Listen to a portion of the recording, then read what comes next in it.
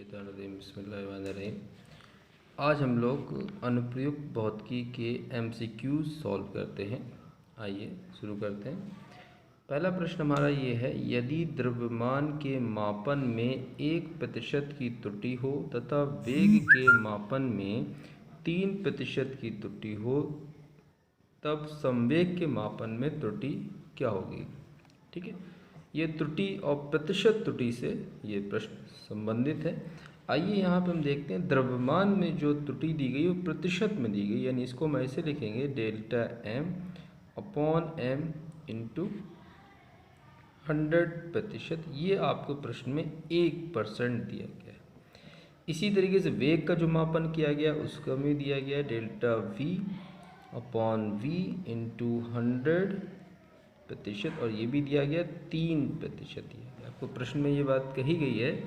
अब आप प्रश्न में थोड़ा फोकस करें, संवेग में जो त्रुटि है वो पूछी जा रही है। अगर आपके द्रव्यमान मापन में 1% की और वेग मापन में 3% की त्रुटि होती है तो संवेग के लिए हम लोग जानते हैं P=mv, ये फार्मूला होता है।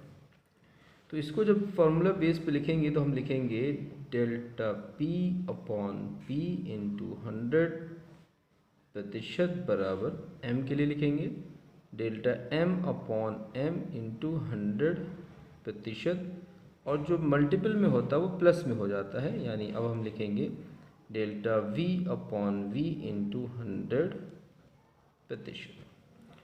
प्रश्न में हमें ये पूरी क्वांटिटी दी गई है 1%, और ये दिया गया है हमें 3%, और इसको जो हम ऐड करेंगे तो आंसर हमारा आ जाएगा 4%। तो इसका राइट आंसर है ऑप्शन सी। ठीक है, नेक्स्ट क्वेश्चन की तरफ चलते हैं। नेक्स्ट क्वेश्चन हमसे कह रहा है कि सदिश a वेक्टर, b वेक्टर एवं c वेक्टर के परिमाण क्रमशः 12, 5 व 13 मात्रक हैं, और एक रिलेशन दे दिया गया a vector plus b vector बराबर c वेक्टर, तो a व b के बीच कोण बताइए। देखिए प्रश्न बहुत सिंपल है लेकिन ट्रिक है इस प्रश्न में, और बहुत बेसिक बात से इस क्वेश्चन को स्टार्ट किया गया है। आइए हम लोग यहाँ पे पहले जो वैल्यूज़ हैं उनको देख लेते हैं। मॉड a यानी परिमाण a वेक्टर का 12, परिमाण b वेक्टर का 5 और परिमाण c वेक्टर का आपको दिया गया 13। एक संबंध हमें दिया गया है कि a vector plus b vector का जो जोड़ होता है वो क्या निकल के आता है, c वेक्टर। ठीक है, c वेक्टर निकल के आता है।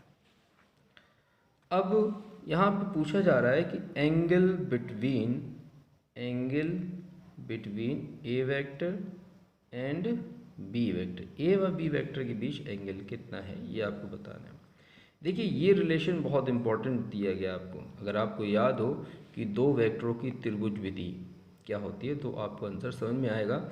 इसमें कहा जा रहा है कि a वेक्टर, अगर आप फिगर से समझें, और इसी से दूसरा जोड़ दिया गया है b वेक्टर।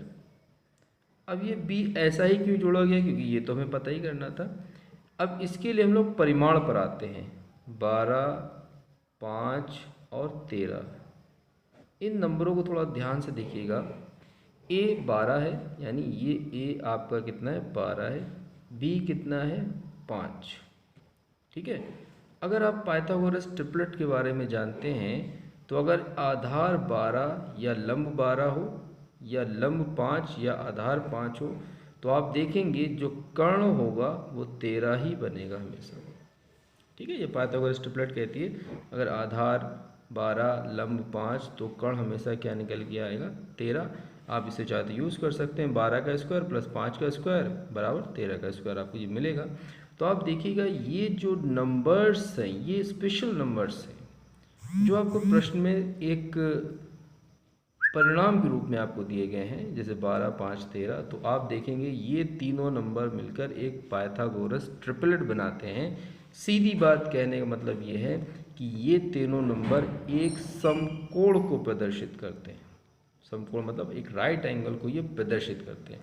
अगर ये दो राइट एंगल, ये तीनों ट्रिपल नंबर एक समकोण को प्रदर्शित करते हैं तो आप देखिएगा a और b को अगर हम जोड़ेंगे तो उनका परिणाम जो c है वो एक 90 डिग्री पर होगा।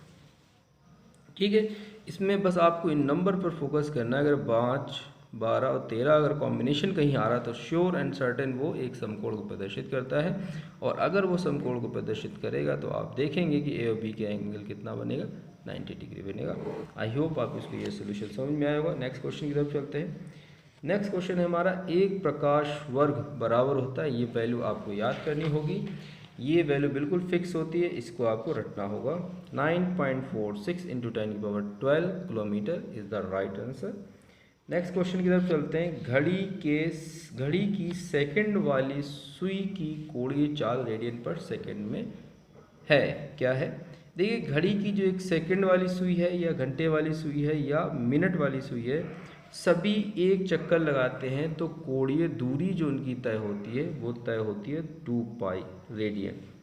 ये उनकी कोणीय दूरी तय होती है। अब यहाँ पे सुई जो दी गई है वो हमें दी गई सेकंड वाली, तो सेकंड वाली अगर जब पूरा चक्कर लगाएगी तो कितने सेकंड कंप्लीट करती है? 60 सेकंड। ठीक है, तो दूरी बटे समय आपकी चाल हो जाती है। इसको सॉल्व कर लेते हैं तो ये हो जाएगा π/30 रेडियन पर second. Right answer option is B. Next question की तरफ चलते हैं। एक इलेक्ट्रॉन वोल्ट डैश जूल होता है, ये भी आपको वैल्यू याद करनी होगी। इसका राइट आंसर है 3.6 × 10⁻6 जूल। ठीक है, नेक्स्ट क्वेश्चन की तरफ चलते हैं। नेक्स्ट क्वेश्चन हमसे ये कह रहा है कि आपको एक वेक्टर दिया गया है, एक वेक्टर आपको दिया गया ए वेक्टर और दूसरा दिया गया बी वेक्टर, तो इन दोनों का अदिश गुणनफल यानी स्केलर गुणनफल आपसे पूछा जा रहा है। बहुत सिंपल है, इस क्वेश्चन को आइए सॉल्व करते हैं। ए वेक्टर डॉट बी वेक्टर, ए की वैल्यू पहले लिखते हैं 5i cap plus 2j cap plus 3k cap, dot product 2i cap minus का 5j कैप प्लस का 2k कैप। डॉट प्रोडक्ट या स्केलर प्रोडक्ट में सबसे अच्छी बात आपकी ये होती है कि आप सेम क्वांटिटी का मल्टीपल कर दीजिए। जो 5 2 जा 10, i का i से प्लस 2 और 5 यानी माइनस का 10 और 5 + 3 यानी 6, इसको सॉल्व करेंगे तो हमारे पास आएगा ओनली 6, तो right option is 6। Next question की तरफ चलते हैं। एक 60 किलोग्राम का एक व्यक्ति, ठीक है ना, एक 60 किलोग्राम का व्यक्ति है, वो 5 मीटर की ऊंचाई 10 मिनट में चढ़ लेता है। देखिए, बहुत सिंपल सी बात इसमें कही गई है। एक व्यक्ति है जिसका द्रव्यमान कितना दिया गया है, m = 60 kg, ये आपको द्रव्यमान इसमें कहा गया है, और वो कितनी ऊंचाई चढ़ लेता है? 5 मीटर की ऊंचाई वो कितने समय में चढ़ लेता है? 10 मिनट में चढ़ लेता है, और चढ़ के वहाँ रुक जाता होगा। ठीक है, तो आपसे वर्क पूछा जा रहा है।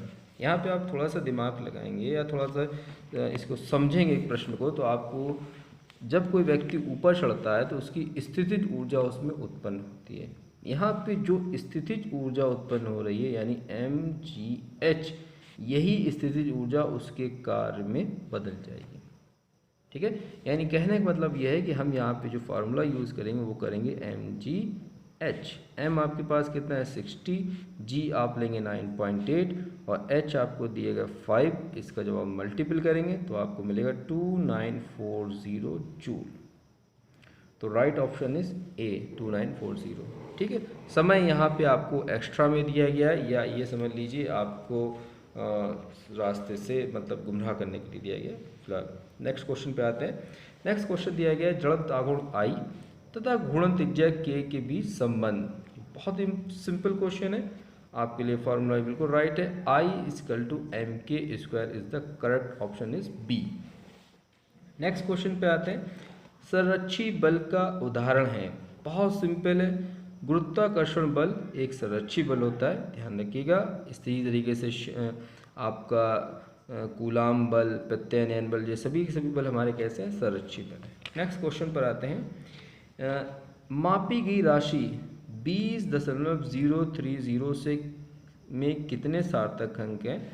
बहुत सिंपल है, आप देखिएगा पॉइंट के ये 2 0 नॉन जीरो के बीच में, और दशमलव वाले रूल में बाद के जीरो भी काउंट किए जाते हैं, यानी सारे अंक यहाँ पे काउंट किए जाएंगे। तो 1 2 3 4 5, तो right option is D, and सार्थक अंक कितने? 5। नेक्स्ट क्वेश्चन की तरफ आते हैं। नेक्स्ट क्वेश्चन हमसे कह रहा है, और इम्पॉर्टेंट क्वेश्चन है बहुत ज़्यादा, इस पर आप बहुत ज़्यादा कंफ्यूज हो सकते हैं जब पेपर में अगर ये क्वेश्चन आता है, तो आप अभी से इसको सॉल्व कर लीजिए, आपको बहुत आसानी होगी। क्वेश्चन में कहा जा रहा है स्थैतिक घर्षण गुणांक, मतलब स्टैटिक फ्रिक्शन कोएफिशिएंट एंड गतिज घर्षण गुणांक यानी काइनेटिक फ्रिक्शन कांस्टेंट एंड घूर्णन घर्षण गुणांक यानी रोलिंग फ्रिक्शन कांस्टेंट, इनमें रिलेशन क्या। इनमें से 3-4 ऑप्शन है, चारों में एक रिलेशन दिया गया। देखिए मैं आपको सबसे सिंपल बात आप एक यहाँ बताता हूँ कि जो स्टैटिकल फ्रिक्शन कोएफिशिएंट होता है यानी म्यू एस, ये सबसे ज़्यादा होता है, और ये ज़्यादा होता है काइनेटिक फ्रिक्शन कोएफिशिएंट से, और रोलिंग सबसे कम होता है। तो आप इसके अकॉर्डिंग, ये सीरीज आपके सामने बन गई है, इसके अकॉर्डिंग आप ऑप्शन चेक करेंगे तो आपको ऑप्शन मिलेगा म्यू एस, ये first option is the right option. आप इसको याद कर लीजिए, इसके असेंडिंग ऑर्डर को याद कर लीजिए, इसके डिसेंडिंग ऑर्डर को याद कर लीजिए, क्वेश्चन को घुमाया भी जा सकता है आपके लिए। नेक्स्ट क्वेश्चन पर आते हैं। यदि कोणीय संवेग में परिवर्तन की दर 4 गुनी कर दी जाए तो बल आघूर्ण हो जाएगा। देखिए हम एक रिलेशन जाते हैं कोणीय संवेग और बल आघूर्ण में, tau equal to D L upon D T, ये एक रिलेशन होता है डायरेक्टली। अगर हम एल कोणीय संवेग को 4 गुना बढ़ा देंगे तो बल आघूर्ण भी उसी दर से बढ़ेगा, यानी बल आघूर्ण भी कितना हो जाएगा, 4 गुना। तो राइट ऑप्शन क्या है आपका, ए। नेक्स्ट क्वेश्चन पर आते हैं। नेक्स्ट क्वेश्चन है, एक ठोस गोला का व्यास के सापेक्ष जड़त्व गुण। बहुत सिंपल है, वैसे रटने वाली चीज़ है, आपको रटना चाहिए। ठोस गोले का व्यास के सापेक्ष जड़त्व गुण होता है 2/5 mr²। ठीक है, बाकी ऑप्शन इसमें कोई भी इसके लिए सही नहीं। एक होता है स्पर्श रेखा के सापेक्ष, तो वो होता है 7/5 mr², लेकिन यहाँ पे ऑप्शन आपका है क्योंकि व्यास के सापेक्ष पूछा जा रहा है, तो आप ऑप्शन सही है option A 2/5 mr²। Next question पर आते हैं। ये कह रहा है कि ml-1 t-1 विमा है, तो ये बहुत ही फेमस विमा है श्यानता गुणांक की, आप इसको याद कर लीजिएगा। विस्कस कोएफिशिएंट की ये फेमस डायमेंशन है श्यानता गुणांक। नेक्स्ट इंपॉर्टेंट क्वेश्चन पर आते हैं। वंडर वाल समीकरण P + a/v² into v - b equal to RT में नियतांक b की विमा है। देखिए इस तरीके के क्वेश्चन पेपर में अक्सर आपको आते हुए मिलेंगे और आते हैं। ठीक है, तो आप क्या करेंगे, इस तरीके के क्वेश्चन सॉल्व करने के लिए आप क्या करें, इसमें b का पार्ट पूछा जा रहा है, तो आप ये देखिए b आया कहाँ पर है, आपके इस पार्ट में b आया हुआ है, तो आप सिर्फ इसको b को इस वॉल्यूम यानी आयतन के बराबर रखेंगे। ठीक है, तो अब आप देखेंगे आयतन की क्या विमा होती है, तो आप आयतन की विमा देखेंगे L³ होती है, तो वही विमा आपकी B की भी हो जाएगी। सो राइट ऑप्शन इज B। ठीक है, नेक्स्ट क्वेश्चन देखते हैं हम लोग।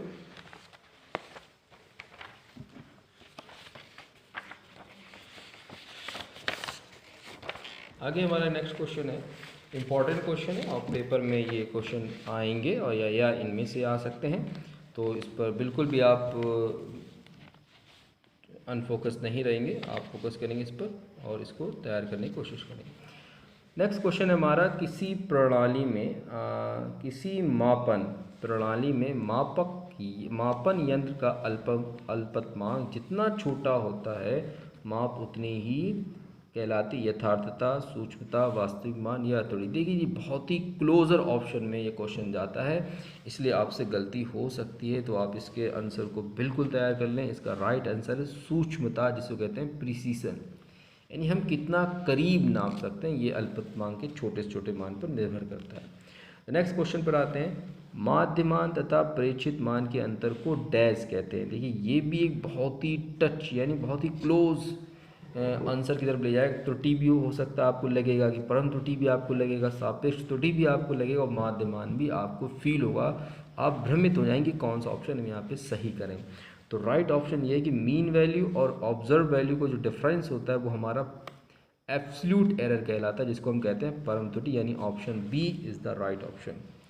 नेक्स्ट क्वेश्चन है हमारे पास, जब कोई गोलीय पिंड किसी रुक्ष नत सतह पर लुढ़कता है तब पिंड का रेखीय त्वरण क्या होता है।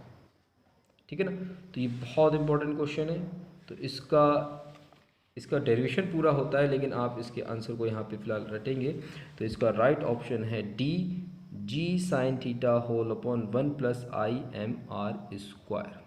ठीक है, ये ट्रिक बेस पे बनाया हुआ है। आई की वैल्यू अगर आप एम के स्क्वायर यहाँ पे रख देंगे तो एम से एम कट जाएगा, तो के स्क्वायर अपॉन आर स्क्वायर, वो जो उसका फेमस फॉर्मेट है वो आपके सामने यहाँ पर आ जाएगा।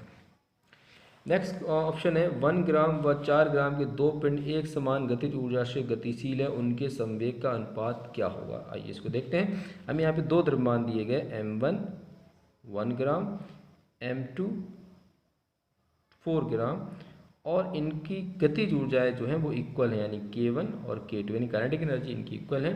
तो हमसे ये पूछ रहा है कि इसका p1 अनुपात p2 क्या होगा। सबसे पहले आइए देखते हैं कि काइनेटिक एनर्जी और इस संवेग में क्या रिलेशन होता है। तो हम जानते हैं k equal to 2p upon m, नहीं एक मिनट रॉन्ग है हो रहा है, राइट फार्मूला है k equal to p square upon 2m, right option है हमारा p स्क्वायर अपॉन m। अगर हम k1 करके लगा दें तो ये इस तरीके से हो जाएगा, k2 करके लिख दें तो ये p2 स्क्वायर अपॉन 2m2 हो जाएगा। अब ये यहाँ पे कहा गया अकॉर्डिंग टू क्वेश्चन k1 और k2 हमारे कैसे हैं, इक्वल हैं। तो जब इक्वल है तो इनकी वैल्यू को हम लोग इक्वल करके रख देंगे यहाँ पर। तो हम देखेंगे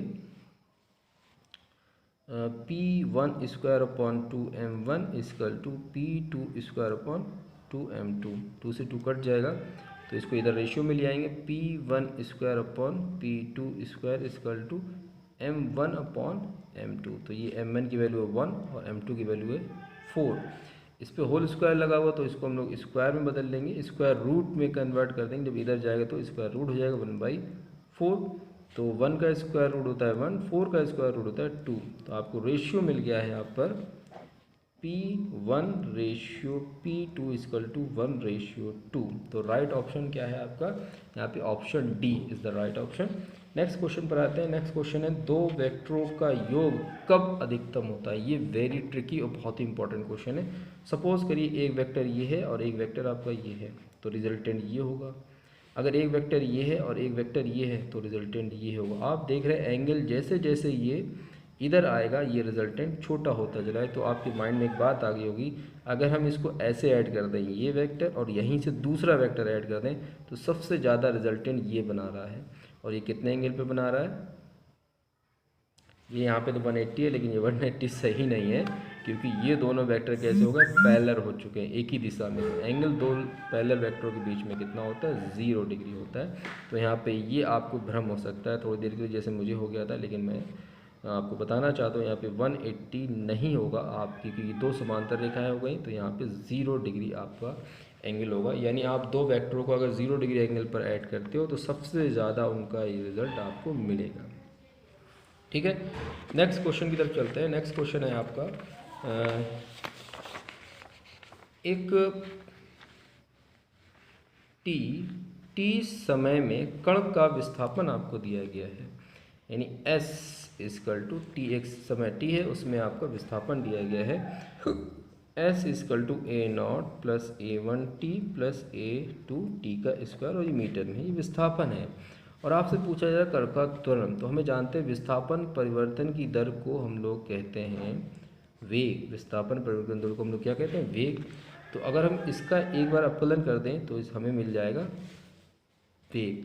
तो ये कांस्टेंट 0 हो गया, प्लस a1 कांस्टेंट t का 1 हो गया, प्लस a2 कांस्टेंट और t का हो गया 2t। तो यहाँ पे जो वेग आपको प्राप्त होता है वो 0 प्लस a1 प्लस 2a2t मिल जाता है, वेग मिल गया हमको यहाँ पर।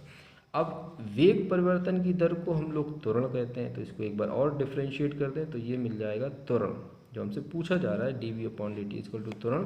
तो ये 0 हो जाएगा क्योंकि कांस्टेंट का अपकलन 0 होता है, और ये 2a2 और t का हो जाएगा 1। तो कुल मिला के हमें जो त्वरण मिलेगा वो मिलेगा प्लस 2a2। तो राइट ऑप्शन इज है डी 2a2। नेक्स्ट क्वेश्चन जो हमारा है वो है कि कोणीय त्वरण व बल आघूर्ण में संबंध बताइए। कोणीय त्वरण व बल आघूर्ण में संबंध बताइए। फेमस है tau equal to I alpha, बहुत ही ज़्यादा फेमस है, आपको याद होना चाहिए और याद कर लेना भी चाहिए इसमें। नेक्स्ट क्वेश्चन की तरफ चलते हैं। एक पिंड है 2 मीटर अर्ध व्यास के वृत्त में समान गति में चक्कर लगा रहा है, यदि वे 2 सेकंड में 7 चक्कर लगाता हो तो अभिकेंद्र त्वरण क्या होगा। बहुत सिंपल सी बात है, अर्ध व्यास यानी त्रिज्या दी गई है 2 मीटर और वो चक्कर 2 सेकंड में कितने चक्कर लगाता है, 7 चक्कर। तो आप इसको ऐसे भी देख सकते हैं कि जो आवृत्ति बनेगी n जो बनेगा वो 7 चक्कर 7/2 सेकेंड, इस तरीके से आप इसको डील करेंगे। और यहाँ पे आपको अभिकेंद्र त्वरण पूछा जा रहा है, ए इक्वल टू क्वेश्चन मार्क, ठीक है। आवृत्ति के पदों में जो त्वरण का मान होता है, ये बहुत इंपॉर्टेंट फार्मूला है, बहुत ही कम ये बात पता होती है बच्चों को कि आवृत्ति के पदों में त्वरण ज्ञात करना है। इसको आइए हम देखते हैं। राइट फार्मूला आपके लिए है, आवृत्ति के पदों में होता है ए इक्वल टू 4π²n²r। ये आपका सही फार्मूला है। इसको जब आप सॉल्व करेंगे, आइए इसको सॉल्व करके देखते हैं। 4 का वैल्यू यहाँ पे 22/7 ले सकते हैं और वो भी उसका स्क्वायर करना पड़ेगा। n यानी 7/2 का आपको स्क्वायर करना पड़ेगा और r है आपने कितनी दी, 2। इसको एक्सप्लेन लगते हैं 22 × 22/7 इसी तरीके 7 × 7/2 क्योंकि स्क्वायर था। हम देखेंगे 2 7 से 7 ये कट जाएगा, 1 2 से 2 कट जाएगा, 2 से ये 2 कट जाएगा, 4 यानी 22 का जो स्क्वायर होता है वो आपका होता है 484 और इसमें 2 का गुणा और कर दिया जाए यानी 484 का डबल 2 8 16 और ये 96 मीटर पर सेकेंड। इसका देखिए सारा दामोदार इस फार्मूले पे है। क्वेश्चन तो आप इसको पकड़ लेंगे, ये बहुत इंपॉर्टेंट फार्मूला है। कभी भी आपको त्वरण आवृत्ति के पदों में जल्दी क्वेश्चन नहीं पूछा जाता है, लेकिन ये बहुत ही ट्रिकी और बहुत ही इंपॉर्टेंट क्वेश्चन है। इस पर आप अपना फोकस ज़रूर बना के रखेंगे। नेक्स्ट क्वेश्चन की तरफ चलते हैं। स्टेरेडियन का मात्रक है, किसका मात्रक, बहुत सिंपल है, आपको पता होगा घन कोण यानी सॉलिड एंगल का जो मात्रक होता है वो स्टेरेडियन होता है। नेक्स्ट क्वेश्चन पर आते हैं जो कि लास्ट क्वेश्चन है हमारा, ठीक है। तो इस क्वेश्चन को देखते हैं। तो ये क्वेश्चन जो है हमारा ये कह रहा है कि एक कण त्रिज्या r के वृत्त पर एक समान चाल v से घूम रहा है, इसकी कोणीय चाल, ये एक रिलेशन है, आपने पढ़ा होगा v = r⍵, ठीक है ना, आपने इसको पढ़ा होगा। तो यहाँ पे ये पूछ रहा है, तो बहुत सिंपल सी बात, ओमेगा = क्या हो जाएगा, v/r, जो आपसे यहाँ एक ऑप्शन में दिया गया होगा, जो ऑप्शन है सी। तो सी इज़ द राइट ऑप्शन। तो इस तरीके से आपने 25 MCQs को सॉल्व किया है। अगर आपको इनमें से किसी का आंसर देखने में नोट नहीं कर पाए या समझने में दिक्कत, तो आप इसको डायरेक्ट इसकी आंसर शीट देख सकते हैं। आई होप आपको प्रश्न और उसके सोल्यूशन समझ में आए होंगे। तो लाइक, शेयर और सब्सक्राइब करना ना भूलिएगा। और एक इम्पॉर्टेंट बात, बेल आइकन ज़रूर दबाइएगा।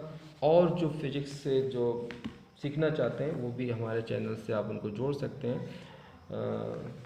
आज के लिए इतना ही, थैंक यू।